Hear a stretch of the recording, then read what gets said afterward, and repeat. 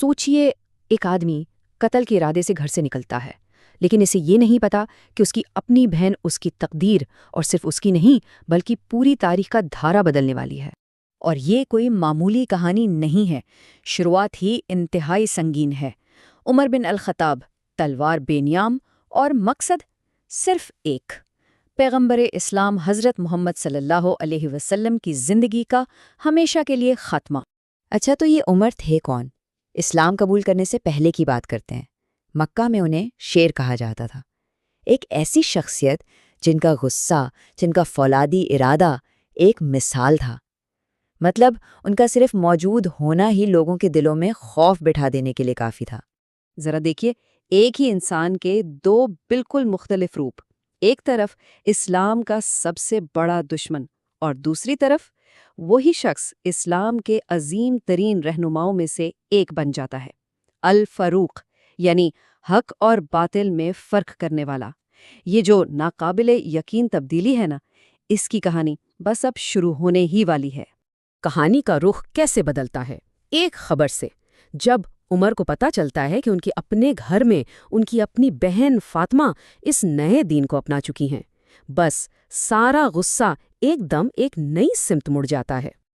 اب وہ غصے سے بھرے اپنی بہن کے گھر کی طرف بڑھ رہے ہیں، لیکن جیسے ہی وہ قریب پہنچتے ہیں، ایک آواز ان کے قدم روک لیتی ہے، ایسی آواز جس کی انہیں بالکل بھی امید نہیں تھی، اور اس آواز نے ان کے غصے کی آگ میں جیسے تیل ڈال دیا۔ وہ آواز تھی قرآن کی تلاوت کی۔ بس جو ڈر تھا وہی ہوا، ان کے سارے شک یقین میں بدل گئے، اور غصہ تو جیسے آسمان پر پہنچ گیا۔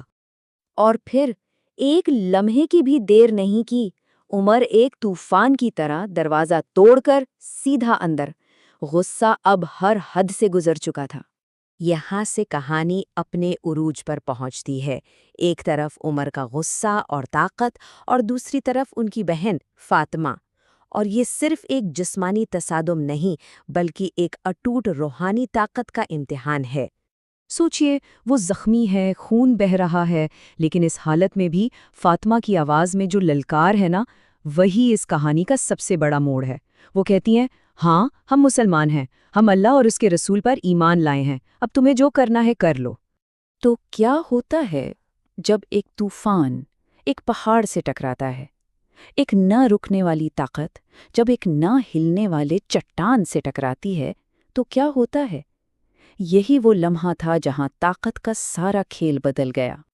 اپنی بہن کا یہ عزم، یہ ایمان دیکھ کر عمر کا غصہ اچانک شرمندگی اور پچھتاوے میں بدلنے لگتا ہے۔ وہ پتھر جیسا دل اب پگھلنا شروع ہو چکا تھا، اور یہیں پر سارا پاور ڈائنامکس، سارا توازن الٹ جاتا ہے۔ ذرا اس منظر کو دیکھیے۔ پہلا قدم، جنگجو عمر صحیفہ دیکھنے کا مطالبہ کرتے ہیں۔ دوسرا قدم، ان کی بہن زخمی حالت میں انکار کر دیتی ہیں اور کہتی ہیں کہ پہلے خود کو پاک کرو۔ اور پھر تیسرا قدم، جو ناقابل یقین ہے، مکہ کا شیر اپنی بہن کے حکم کے آگے سر جھکا دیتا ہے۔ پھر عمر نے وہ صحیفہ اٹھایا، اس میں سورہ طٰہٰ کی آیات تھیں۔ جیسے ہی انہوں نے پڑھنا شروع کیا، وہ الفاظ صرف آنکھوں سے نہیں پڑھے جا رہے تھے، وہ سیدھا روح میں اتر رہے تھے۔ اور پھر وہ شخص جو قتل کرنے نکلا تھا اب پھوٹ پھوٹ کر رو رہا تھا۔ تو اس ایک واقعے کا نتیجہ کیا نکلا؟ اس کی تاریخی اہمیت کیا ہے؟ یہ کہانی ہے ایک فرد کی طاقت کی۔ بات صرف ایک عدد کی ہے، صرف ایک عورت کی ہمت، جس نے تاریخ کا دھارا ہی موڑ کر رکھ دیا۔ تو اس پوری کہانی سے ہمیں کیا پتہ چلتا ہے؟ یہی کہ تاریخ کو بدلنے کے لیے فوجوں کی ضرورت نہیں ہوتی، کبھی کبھی ایک انسان کی جرأت ہی کافی ہوتی ہے۔ فاطمہ کی روحانی طاقت جسمانی طاقت پر غالب آ گئی، اور ان کی اسی ہمت نے اسلام کو اس کے عظیم ترین رہنماؤں میں سے ایک دیا۔ یہ غیر متزلزل ایمان کی طاقت کا سب سے بڑا ثبوت ہے۔ تو آخر میں یہ کہانی ایک سوال ہمارے لیے چھوڑ جاتی ہے۔ آج کی دنیا میں وہ فاطمہ کون ہیں؟ وہ کون سے گمنام ہیروز ہمارے ارد گرد موجود ہیں جن کا ایک عمل شاید تاریخ بدلنے والا ہو اور ہمیں اس کی خبر تک نہ ہو؟